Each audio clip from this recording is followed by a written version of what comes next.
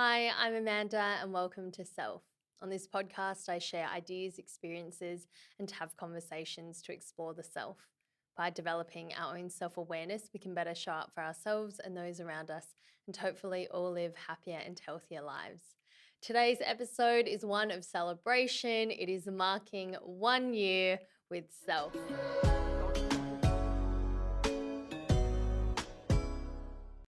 I am honestly shocked to be here and to have made it to a year of releasing weekly episodes with an asterisk because I did miss 1 week a few weeks ago.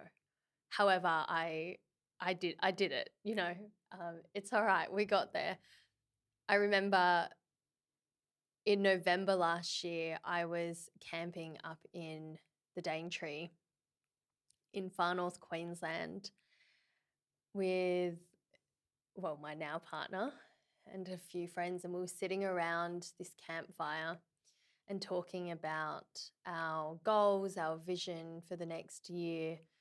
It's just one of those really wholesome conversations. And I said that I wanted to make it to 52 episodes.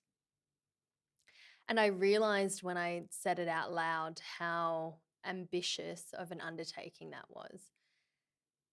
And I wasn't prepared, to be completely honest, for what this journey of podcasting would entail. I had been thinking about doing the podcast for a long time, but in kind of usual Amanda fashion, it's like, oh yeah, I commit to an idea when I'm like in it, and then I just go for it. And there's a bit of planning and whatnot, but I did not anticipate the full degree and everything that actually came with this commitment. And maybe in a way that's a good thing because perhaps I would have scared myself off otherwise. But I'm just really stoked to be here and to have set that incredible goal, one that has now led to me obviously continuing this. This is certainly not the end of Self. It's really just the beginning of everything that's going to come from this umbrella, this brand called Self. When I started the podcast, my initial goal was really to provide and use this platform to have conversations, really to explore the self. And what that means is just to talk about life. I recognize that through my journey in life, I have learned from hearing about other people's experiences, from having conversations. And through those conversations, I've gone away and I've thought about myself. I've always seen conversations as a way of almost providing this mirror for me to look back at myself. Perhaps because sometimes confronting things head on can be too much. Perhaps because when the mirror is not something that you've chosen, it's just something that's put in front of you and you look, it feels overwhelming to really open your eyes and see everything. And so I guess knowing that a way for people to reflect for themselves is through the art of conversation, through hearing about other people's stories. I set out on this mission to help you all who are listening, to help people broadly become more aware of themselves, to better connect with their self, and to come to a place where, for me, my hope is for myself and for everyone else around me and globally, my hope is that people can connect back with the wisdom that's within and connect back with their authentic self.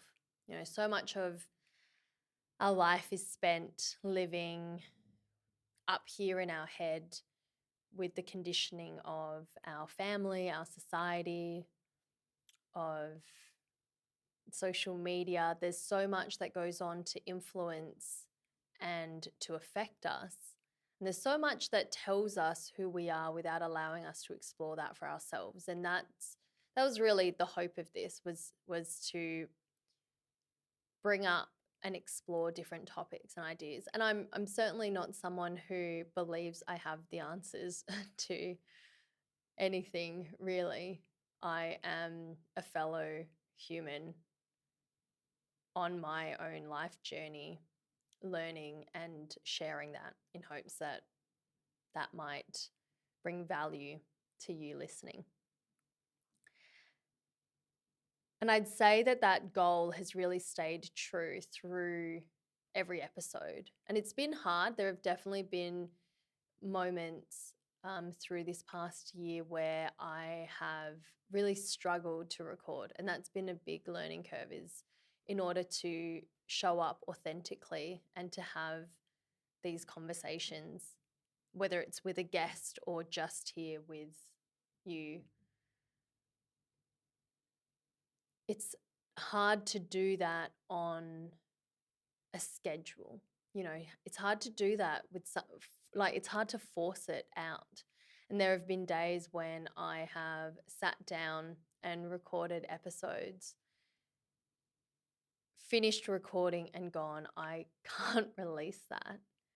Not because it's not necessarily good enough. It wasn't this measure. It was that I knew that it was a forced conversation and that it would feel that way. You know, when you go and perhaps make time to chat with someone and you know they kind of don't want to be there. There have been a couple of episodes where I've recorded not truly wanting to be there. And for me, it felt disingenuous to release those. And that gave me a lot of scope to think about my approach to recording, and also how important it is for me to create space to record and really show up in this way. I am definitely someone who can say yes to too many things, as I'm sure you know if you're a long-time listener. I am someone who loves to take on sometimes more than what my true capacity to handle. And when I say to handle, it's not just like surviving through it. It's, again, being able to genuinely show up for. So I've really learned in the past year how important it is to be able to authentically show up and to create space, especially so I can record these episodes and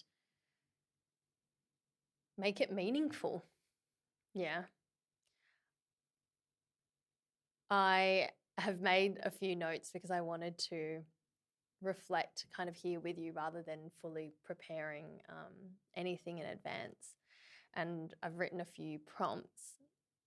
And one is, what are some of the most memorable moments or episodes from the past year?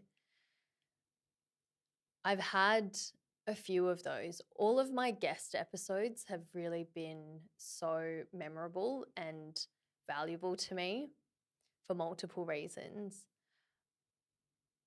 For one, I am humbled by the fact that there are people who are willing to come on and to speak with me and to share part of their story. And it's really beautiful and rewarding to have my guests on. And a lot of them are my friends, but they don't have to, you know.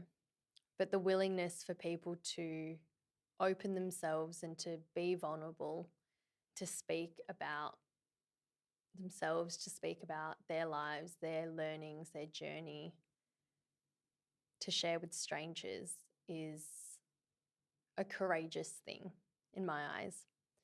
So that's been, something really memorable. From certain episodes, honestly, I'm going to share a struggle. This was one of the challenges, one of the greatest challenges from the podcast has been the technical aspect. I'm quite a tech savvy person, I'd like to think. And you've heard on previous episodes, like my first episode, that's actually the most memorable thing, is not hitting record on my microphone. So having to record the entire episode again, that was gold. I did that again in Japan. And I think this time I didn't record the camera, like hit record on the camera.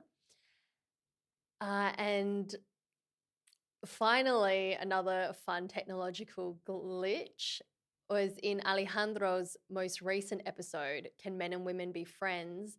We recorded that remotely.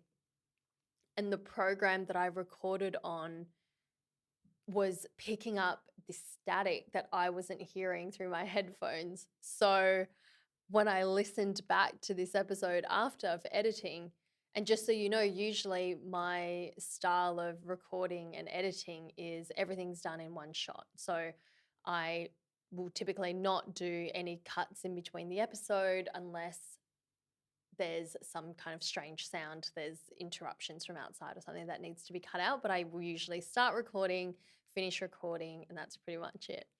So I was re-listening to the episode and there was just this persistent, annoying, static, really high-pitched kind of static noise that was coming up on top of my own voice echoing through Alejandro's audio as well.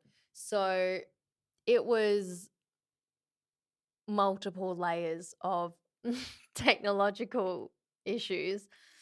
And I can't tell you how many hours I spent editing that. And I thought about reaching out to someone on Fiverr to do it. I thought about AI, and the idea of that, for whatever reason, was even more overwhelming. So I think I spent, I want to say more than 10 to 12 hours editing that one episode, which is really challenging when you're a chronic procrastinator like me.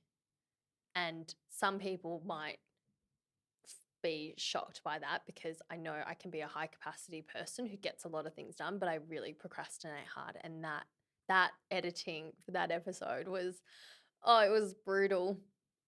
And even then, it's really not perfected, but I leaned into the 80-20 rule and I was like, hey, it's a great episode to get out. I didn't want to re-record that because it would feel like the conversation was forced. Like everything in that episode happened so organically. We didn't prepare anything in advance. It was two mates getting together, having a chat about that topic. And so that was the end result. So I have learned a lot about managing technology on podcasts and dealing with cameras and whatnot since then. Yeah. And I'm sure that I will continue to make mistakes on this. And that is something that I am embracing, really, really working to embrace. My favorite episodes in the past year, someone asked me this actually. Someone who wanted to listen to the show asked me what's my favorite episode. And I was scrolling through Spotify, reading the subtitles, going, oh, which there are definitely, I think, as someone who's a bit more critical of herself, which, you know, I am making efforts to be less critical and give myself a bit more grace. I could immediately think of all the ones that weren't my favorite at all. They're at the bottom of the list. But I started thinking about some of the ones, I guess, at the top. And I would say a couple of my favorites, I think based on feedback and the impact, my episode on managing like jealousy and insecurities is one of my favorites, perhaps because it was quite well received. I know it had an impact for a lot of people, and some of you reached out to me and let me know that, which I appreciate. And it's something that I guess I'm proud of because a long time ago, that's not something I would have been so willing to own and speak about freely. And I witnessed my own growth in being able to have that conversation. So perhaps it's not necessarily about the actual episode itself, but my willingness to explore that topic and speak about it freely. And I would say my other favorite episode is the one I recorded with Michael on cultural narratives. I can't remember the episode number and the name at the moment, but that was a great conversation. And Michael is a very articulate individual, being a teacher who I generally will always have really in depth and thought provoking conversations with. And I felt like the conversation that we had there was as if there was no microphone camera in the room. It was just me and him having a chat like we would. And that's the depth that we would typically go to in a conversation anyway. So, yeah, those are a couple of my favorites. And there have been a couple of episodes that have received feedback. Like I get, kind of generally you guys are pretty nice to me. And I don't get a whole heap of negative feedback. It's just some of the trolls on the reels. But yeah, I've received some feedback on a few of the episodes. I think that hit quite close to home for people, particularly the one about healing my relationship with my mum. I guess when it comes to our parents, it makes sense that that's something that has an impact. And again, I'm grateful that when you are impacted, that you share things with me. So thank you. I am looking over to the side because I have some of these prompts because I didn't want to miss out on too much. And this really is just a bit of a reflection on the past year.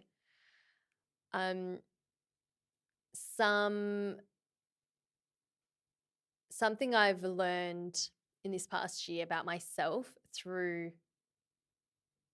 doing this podcast is my self-discipline. I would have said growing up that I'm an extremely self-disciplined person. What I've learned is I don't think that I actually am. I think I do have a certain level of self-discipline, but most of my life was spent in a forced sense of discipline. So the pressure was coming from my parents, was coming from school. So based on deadlines and a need to perform, I would always get things done.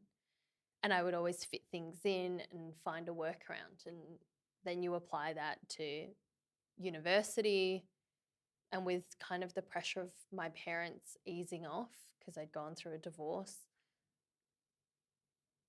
I actually wasn't so disciplined after all. And then coming back to work and having deadlines, okay, well, that pressure's back on. And I learned in this past year about what self-discipline truly is. When I don't have the pressure, when I don't have mounting pressure, whether it's time or from other people, based on an agreement or an obligation, when I don't have any of that, what is it that I do?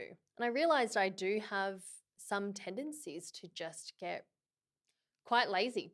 It's not even wanting rest. It's not that I genuinely need rest or downtime. It's kind of just doom scroll and piss some of my time away. So something I am relearning slowly, or perhaps learning properly for the first time, is the art of self-discipline. It's commitment to something steady. For instance, my morning meditation and movement and my morning routine, knowing that it is something that is ultimately good for me, that I do want to do and commit to, and staying disciplined enough to do that outside of having to receive anything from it, without getting praise from the outside or without pressure. It's just me and an active decision to do something. And I learned that because what I found was that for some of my recording sessions, what I was relying on was the mounting pressure of time to force myself to get it done. And so that's not exactly a disciplined approach. It's just simply going, well, you have to get this done because the episode needs to come out. So you have to do it now. Like it's really just now or never. So that's something that I am learning and working through. And I guess for this next upcoming year, then some of the goals that I have for the process of the podcast is I'm going to say it out loud, and saying it out loud for me brings about a level of accountability. Very much just from me because I'm vocalizing it. But yeah, my goal is to stay ahead of schedule. So I have created a schedule for year 2 of self, somewhat a schedule. And my commitment is to record in advance and much earlier, and to have episodes scheduled for uploading. That's kind of one of my own personal goals. In terms of the goals and the vision that I have for the podcast and for self for this upcoming year, I am hoping to, and I will be launching some really exciting new projects. One will be a online group meetup for a small group of people to approach, discuss, learn, explore about particular significant topics that affect us at a time. So that will be the first thing that's launching, that's connected to the podcast because it's a continuation of the exploration of self. I will also be running retreats, and that's very exciting. So if, for you listening to this podcast, if there is a desire for you to explore this a bit more in depth in person, then those retreats could be a great space for that. We'll be looking and understanding more about the nervous system, about nervous system regulation, tools for self-regulation, co-regulation, and essentially my hope is to provide a toolbox for anyone coming to the retreat, for them to effectively select which tools, because we're going to go in there and we're going to learn about a variety of things. And from that, you can take your toolbox home with you and go, okay, this was something that really stood out for me that I found most effective to regulate, to help me down regulate my nervous system, is something that I want to apply as a practice that's going to bring me a lot of joy daily or in my week. And yeah, there's more coming out about that, so I won't say too much more. But if that's something you're interested in, then please let me know. And for other final goals and aspirations with the podcast, I hope to continue having these conversations. I hope to make it accessible for people to talk about the human experience. I guess that's all I'm really seeing myself do here, is talk about my human experience, knowing that I'm truly not alone in it. Many of you have reached out to me and gone, oh my gosh, I thought that was just me. And I get it. I really get what it's like to think that, or to feel, it's not even thinking that, it's to truly feel alone in the overwhelm of life sometimes, and to feel isolated in and drowning kind of in all of your thoughts and the emotions that are there. And if you don't have safe people around you that can provide a space for you to be you and to feel validated and held in all of your complexity, it's really lonely. And so my goal is to help people feel a bit less lonely in their human experience, ultimately. And to recognize that when we connect with ourselves, with our authentic self, that things become really clear and that it's okay to go against the grain, that we'll be okay when we say no to things that really aren't a big yes for us and aligned with us. And that ultimately we have the power to respond to everything that goes on around us, all the stuff we don't have control over. And yeah, my hope is really just to be a part of that with people. Whoever wants me to be a part of it with them, I am there and grateful for the opportunity. And that is, I guess, really it for the past year. I don't think I have all the words to really express how grateful I am that you listen and that you engage with the podcast, that you share your favorite episodes, that you share clips, that you comment, that you review the show. I'm grateful to have you here joining me each week. If you're a regular listener, or even if you're just listening to one random episode at a time, whatever it is, even if you only listen once, I'm grateful that you gave it a shot at all. So really, from the bottom of my heart, thank you for being a part of this journey with me and helping me through it. If there were 0 listeners, I probably would not have made it to a year. And sitting around that campfire, I remember saying to the guys, I'm not going to check the analytics for 6 months because I wanted to build the momentum without feeling discouraged or demoralized if no one was listening at all. So thank you for being a listener and for being a part of it. Having you here has meant that, has really encouraged me along the way. It's been encouraging in the times when I have found it particularly difficult to sit down and to record. So thank you. And of course, I'd like to thank all my guests from the past year who have been here and joined me. And I am really grateful to myself. I'm really proud of myself for showing up every week, for showing up multiple times a week sometimes, for putting in the energy and the effort to do this and to have that bit of discipline, even if sometimes it was just mounting time pressure. I'm really proud of myself for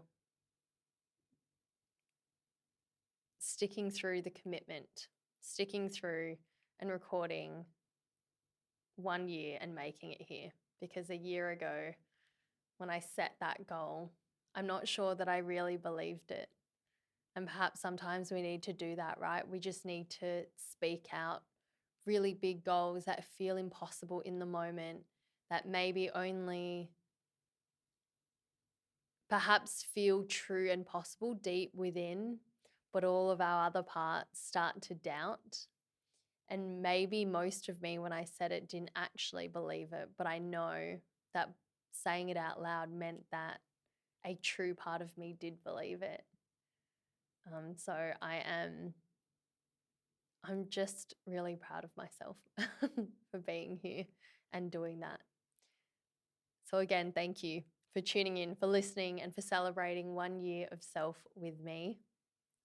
Please follow the podcast on Instagram at its new Instagram handle at Self with Amanda. You can watch the show on YouTube. You can listen on Spotify or anywhere else you get your podcasts. I would appreciate if you could take time to rate, to review, comment, subscribe, all of that. I release episodes every Thursday and I will see you next week. Thank you. Bye.